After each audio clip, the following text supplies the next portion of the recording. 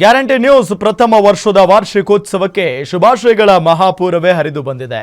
ಬೆಳಗಾವಿಯಲ್ಲಿ ಜಿಲ್ಲಾ ಉಸ್ತುವಾರಿ ಸಚಿವ ಸತೀಶ್ ಜಾರಕಿಹೊಳಿ ಕೇಕ್ ಕಟ್ ಮಾಡುವ ಮೂಲಕ ಗ್ಯಾರಂಟಿ ನ್ಯೂಸ್ ತಂಡಕ್ಕೆ ಶುಭ ಕೋರಿದ್ದಾರೆ.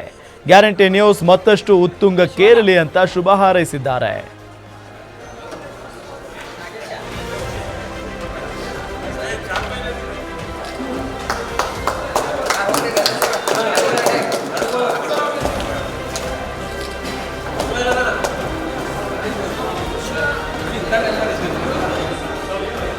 ಶಿವಣ್ಣ ಕೇಬಲ್ ತಳಬೇಡ, ಶಿವಣ್ಣ ಕೇಬಲ್ ತಳದು.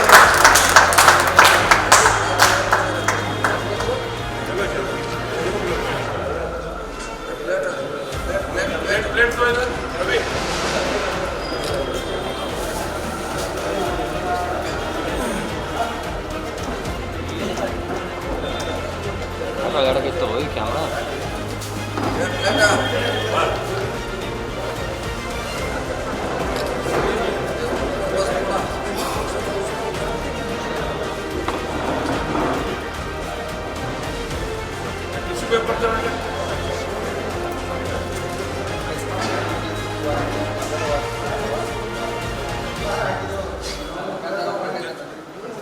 ಗ್ಯಾರಂಟಿ ಚಾನಲು ಪ್ರಾರಂಭವಾಗಿ 1 ವರ್ಷ ಪೂರೈಸಿದೆ.